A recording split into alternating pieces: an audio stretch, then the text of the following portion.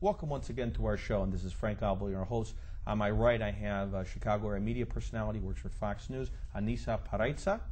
And our guest today is Jay Paul Deratany, who some of you may know. You might have saw his name on the ballot as he ran this year for, it may seem like last year, but it's actually this year, for tax board review. And some of you may have seen some of his jury verdicts on brain damage cases. So in his daytime job, he is an attorney, quite a good one. I guess for quite some time, much longer than I thought, because he looks quite young. But my gosh, now almost 20 years as an attorney. I think it's 21 years this month. Okay, 21 years this month as an attorney. So date me. And one of the largest settlements in Cook County history, or Lake County history. Lake County history, okay. Yeah. A $23 million jury verdict. Largest verdict, yeah. Largest verdict in Lake County on medical malpractice, and you specialize in brain injury cases for babies. I focus in on brain injury cases, yeah. Well, you could always become a doctor then, a pediatrician or neonatal surgeon or something in your next career. Well, they say that's what us medical malpractice lawyers like to want to be as doctors, okay. Frustrated doctors. So while his daytime job is a lawyer, and when he gets into the Batcave or he gets into that phone book, he turns into a playwright. And in fact, you wrote a play. I did, yes. Okay. And the play's name is Haram Iran. Great pronunciation. One would think you were Arabic the way you pronounce it. I am not. But nonetheless, I actually studied Arabic at the University of Chicago and a little bit with the Army and some other places. But Haram Iran, Haram means forbidden. Forbidden or sin or for shame. Okay.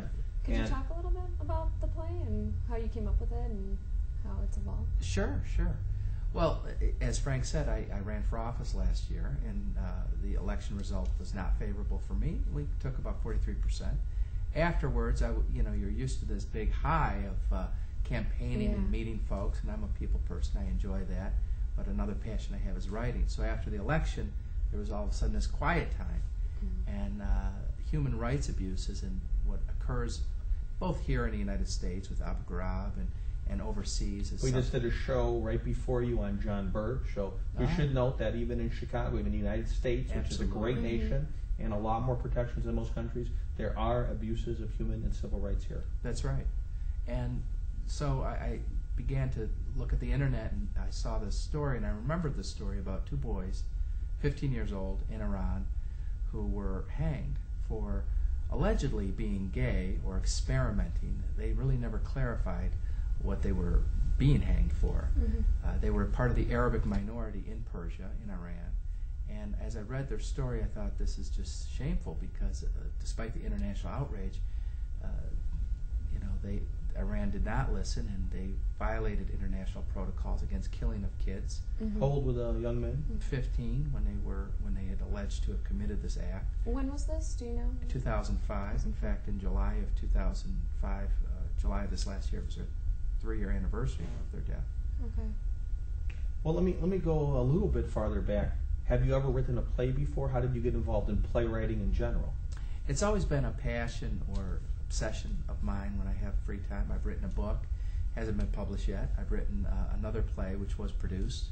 What was the other play? That was called Two Grooms and a Moil. It was a comedy, a very silly play, and that was just something, that was my first production, and it was designed more just for fun and amusement, and I've done some acting and things like that, some sketch comedy. This is a first serious play, and this is... So when you ran for office, was it a comedy or a serious... I think it was both a comic tragedy, is what they call it. Have you ever acted before? Have you been in any films? Or I had some small production in a show called Strong Medicine in Hollywood on Lifetime for Women. I was an assistant doctor or paramedic. Very small roles. But that's still on. I think it comes on from time to time. I think it does, Strong yeah. Medicine, yeah. It's not a bad show. And then I've done some plays, community theaters. But my passion now at this point is more writing. I really enjoy that. And it's a combination of two things. It's a combination of law and this play. It is about a trial and the unfairness or the injustice or lack of justice in Iran. And so it combines my passion for the law and justice and my passion for writing and the arts. Did you know a lot about the law in Middle East and that culture? Were you familiar with it before? Did it take a lot of research to get familiar with what was going on there, or did you already have knowledge of it? Interestingly, I read a book called Iran Awakening by Sharon Abadi. I've heard of that. Yeah, terrific book, and it's about a Nobel Peace Prize winner, a woman who was a judge and who was demoted to clerk in 1979 after the revolution in Iran, and she wrote this fabulous book about the justice system. And it was at this same time that I began reading the stories. I read many stories about killing of kids, killing of young women, 16 years old. I think it just happened last week. 16-year-old girl was killed for stone, for premarital sex.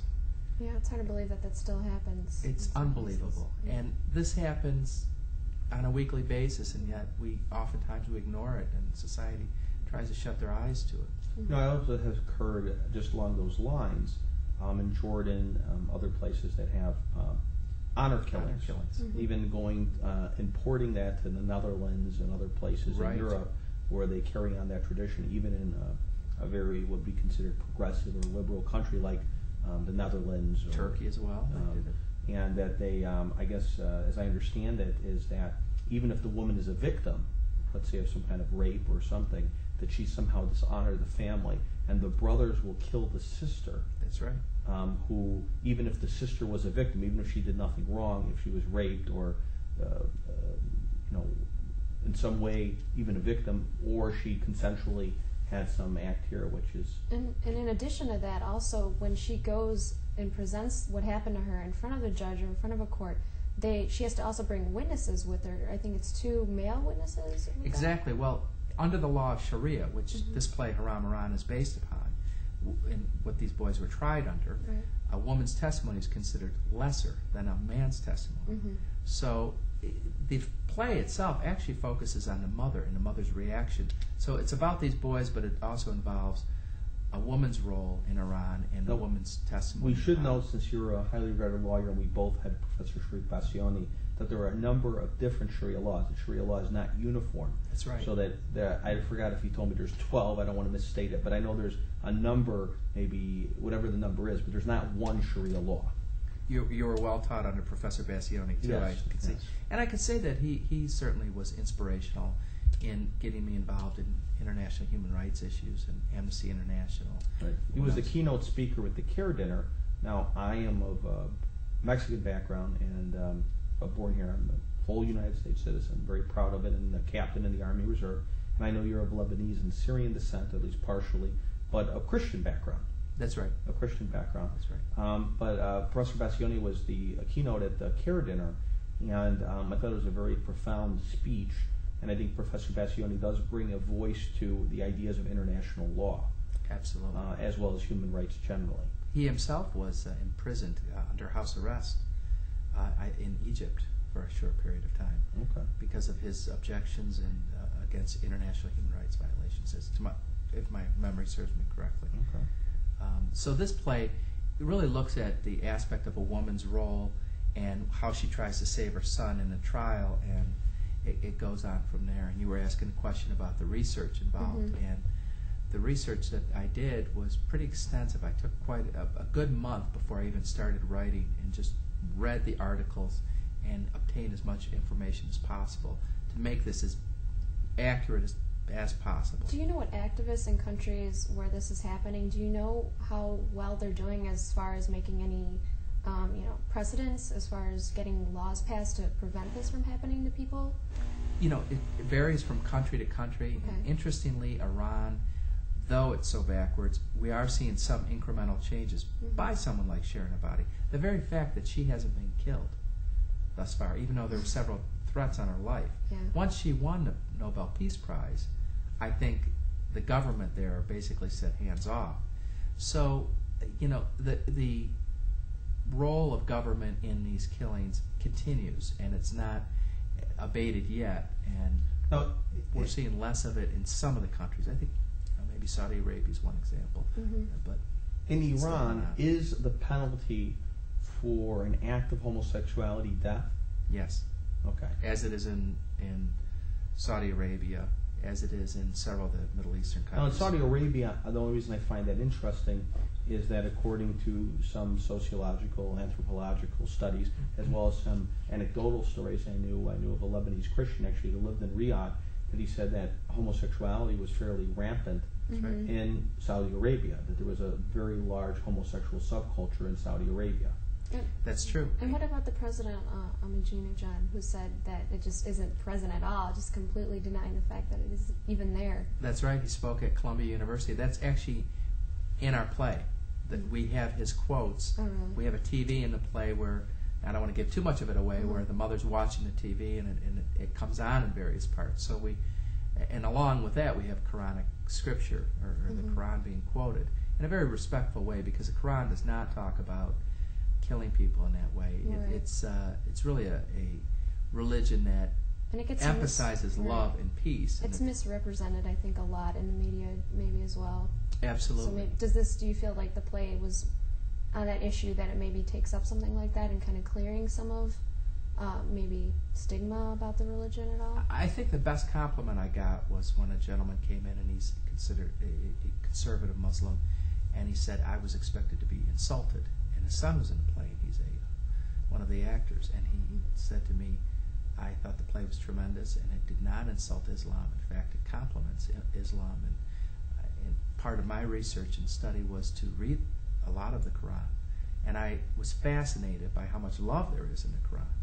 There are, just like the Old Testament of our Bible, there are, certain verses which are strong and which could be interpreted or misinterpreted to call for the punishment or killing of individuals. Right. But interestingly, in the Quran, one passage of the Quran says, there shall be weighted upon them young boys as virgin pearls. So there's some interesting quotes, and like the Bible and like different scripture, there's scripture that can be taken out of context or in different manner by. Now, the president of Iran stated that there are no homosexuals in Iran. Right. Yeah. He did. He said Columbia.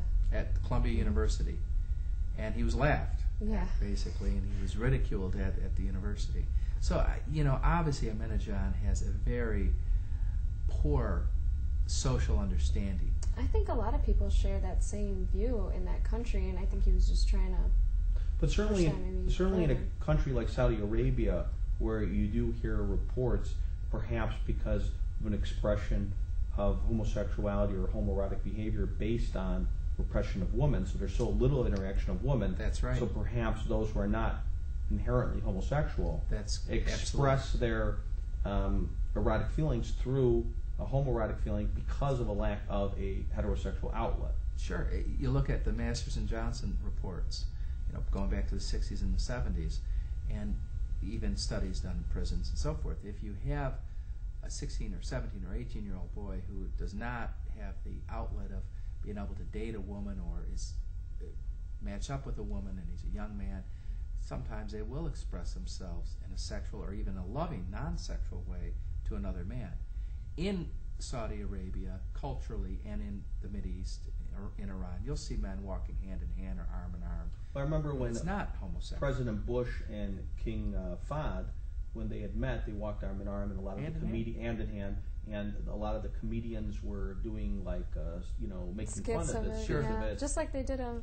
But they took it very lovingly. President Fahd took it like a father would to a son, or even a lover would, and he took his hand. They were walking very gently, hand in hand. President George W. Bush and the King of the House of Saud. And that's a wonderful Arabic culture, cultural aspect that's different from us in the United States. We're getting better, but frequently we men have a tough time expressing affection or warmth.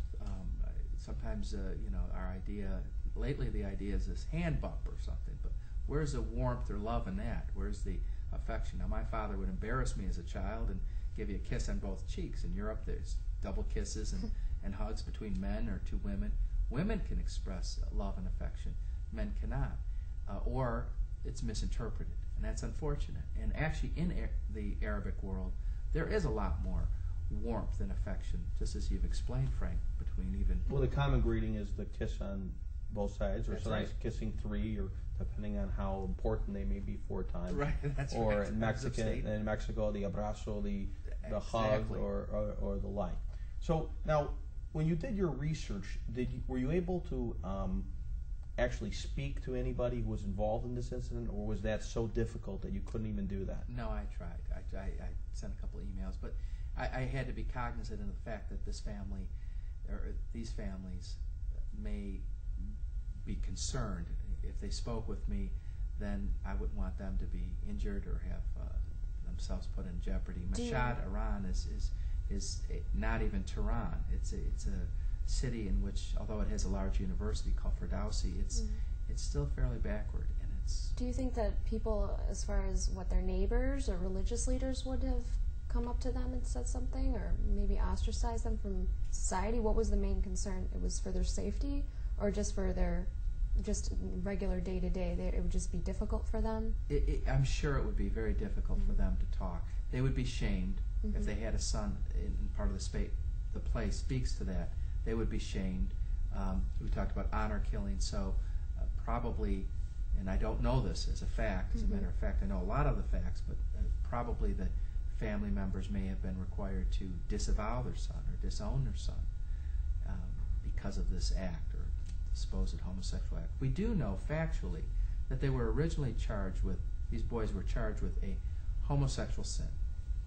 Then international outrage came about because they were 15-year-olds. And this isn't a gay play, so to speak. It's a play about human rights abuses, and it's a play about killing, and it's a play about the death penalty for children. So one could theoretically not be gay, obviously, or not even necessarily support a gay political agenda, but enjoy the play to the extent that there are Christian groups here, let's say, that believe homosexuality is a sin. Right.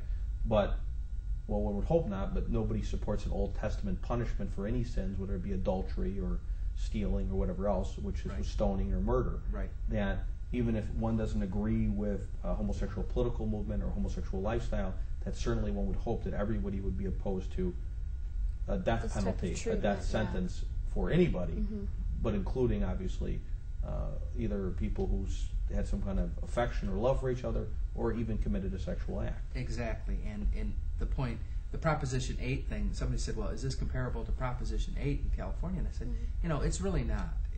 First of all, it is interesting to note that what we think are rights taken away by society, by California and so forth, compared to what's going on overseas and what's going on in the Arab world, it's a far cry different. Not that that doesn't mean that you know, we shouldn't fight for rights, equal rights for all citizens, but this play, in fact, and again, I'm probably giving away a little bit, but the boys do not have homosexual, or do not have a homosexual act. The act that they're convicted of is an innocent act, an affectionate act, an act of love or warmth, but not a sexual act. So then the play's focusing on that and kind of just having the relationship in general, and then that being under scrutiny, so it just follows the relationship, or it follows more of the what happens to them? It follows the relationship that they are considered to have gone too far in their warmth and affection, and it follows and it basically talks about the misinterpretation of Sharia law.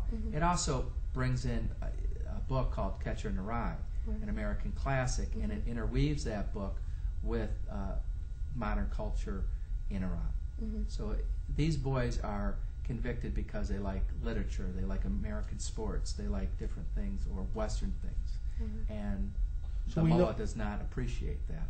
So we know that they died.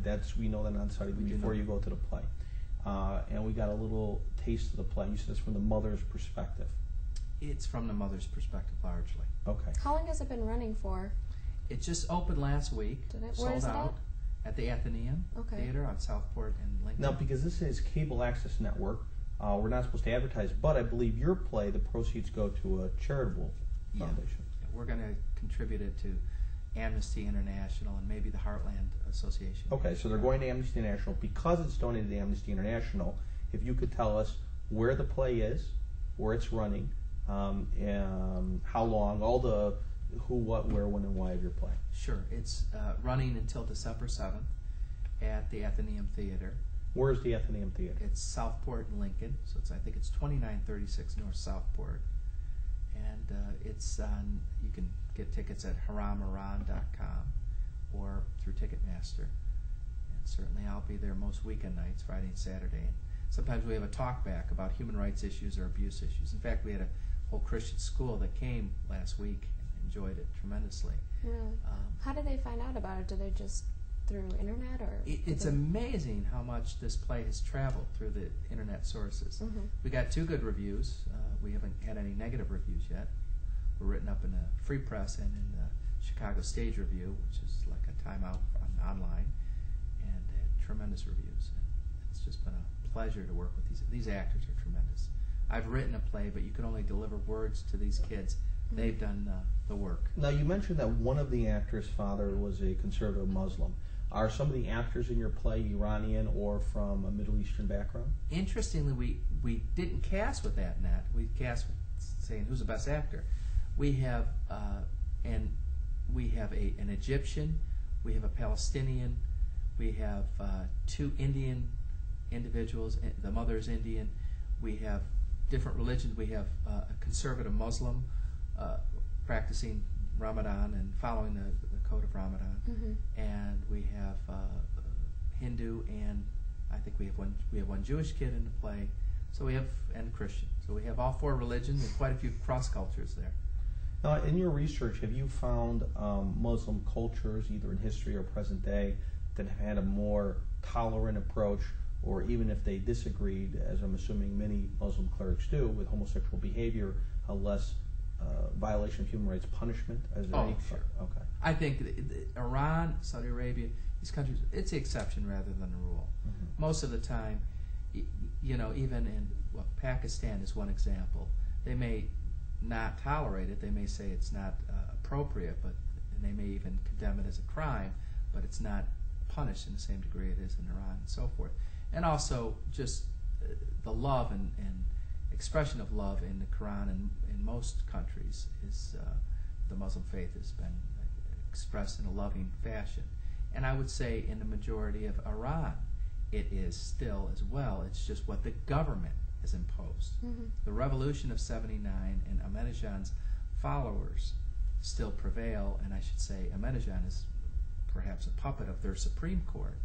And you see a government which has taken the law of Sharia in a very negative manner. You mentioned you had talkbacks after the show. What's the response that you get from people? What kind of, do they deliver questions or is it more comments? Both. And interestingly, the Christian college, I think out of Indiana, I had some great, some of them said, what kind of things? Yeah.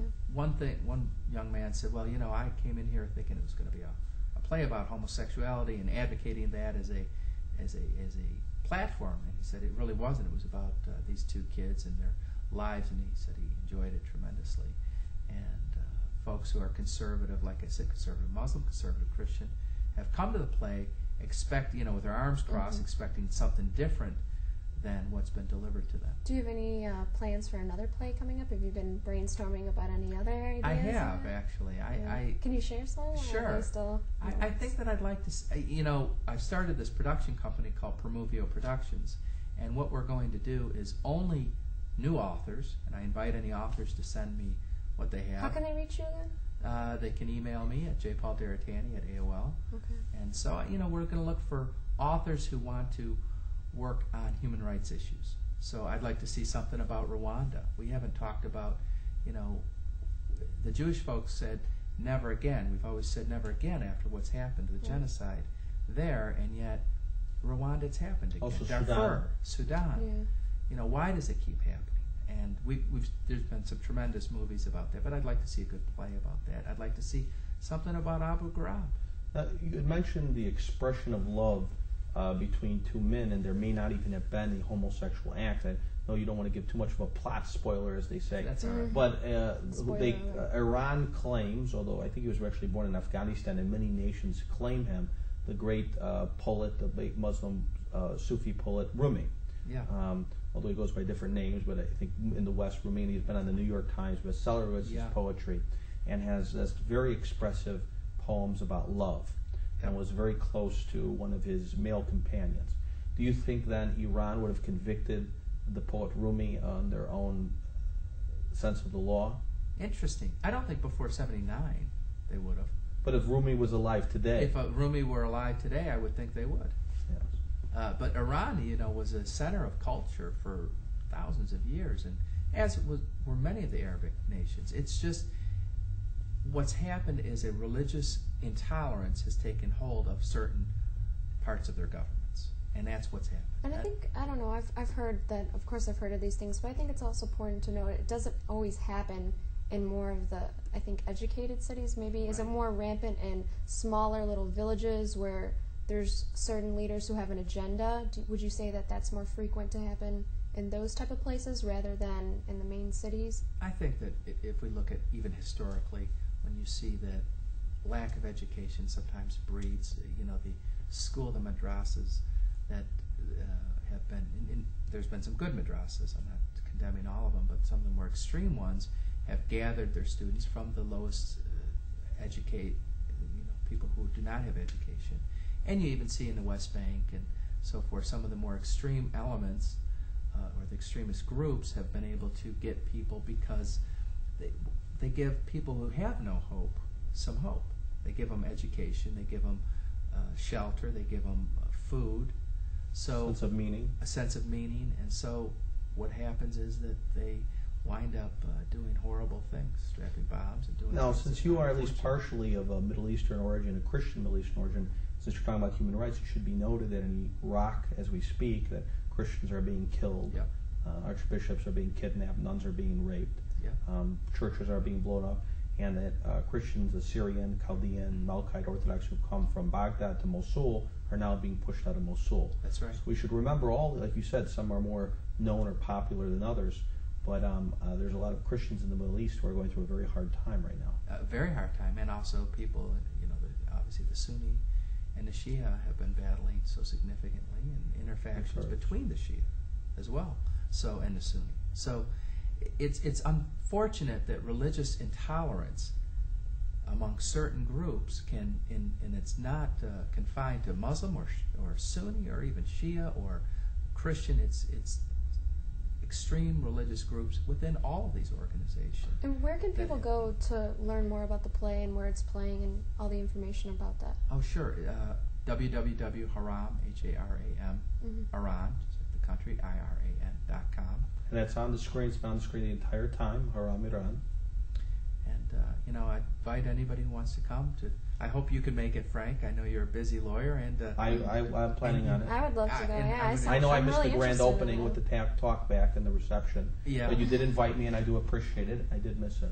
Well, but, we'll do it again. That's almost all the time. But real quickly for our audience, tell us again where it's playing, when, how they can get tickets.